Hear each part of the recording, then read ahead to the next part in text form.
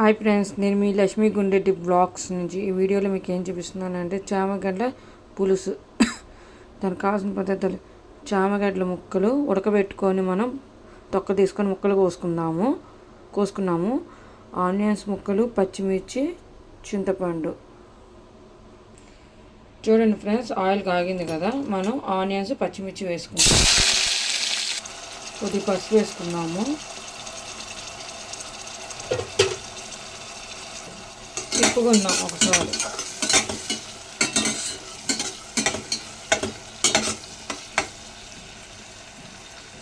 కరివేపాకు కూడా వేసుకోవచ్చు, నా దగ్గర లేదు అందుకని కరివేపాకు వేయలేదు. కొద్దిగా ఆన్లో పెట్టుకొని వేయించుకున్నాం. ఆనియన్స్ బ్రౌన్ బాగా వేగాలి. ఆనియన్స్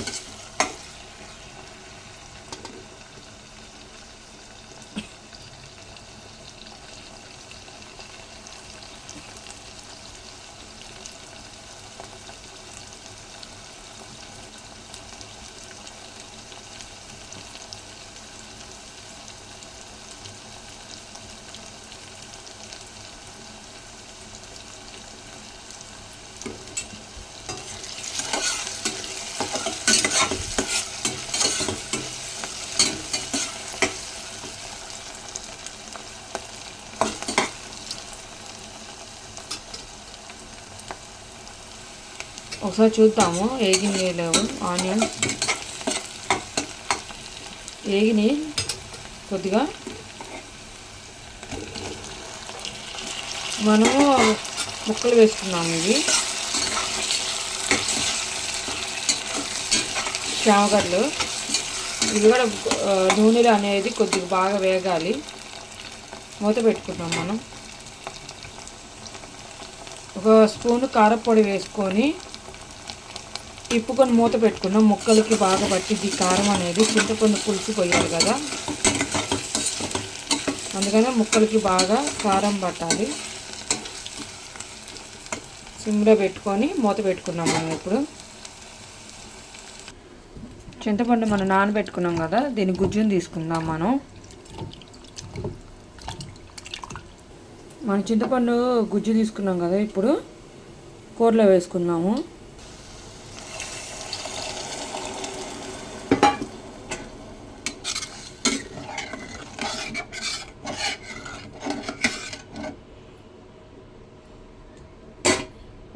ఉప్పు వేసుకున్నాము. మనం ఇందాక వేసుకోలేదు కదా ఉప్పు, ఇప్పుడు వేసుకుందాము.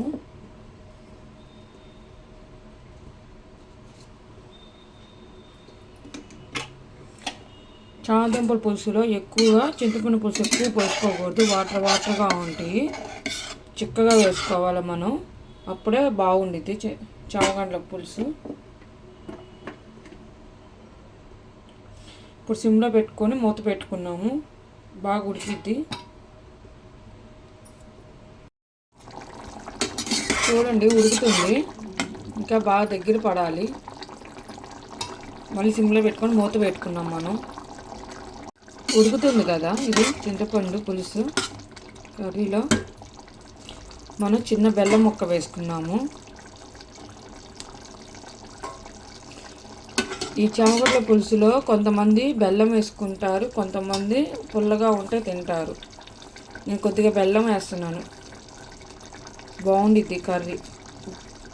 పులుపుగా, కొద్దిగా ఉప్పగా, తియ్యగా ఉండిద్ది కర్రీ. బాగుండిద్ది.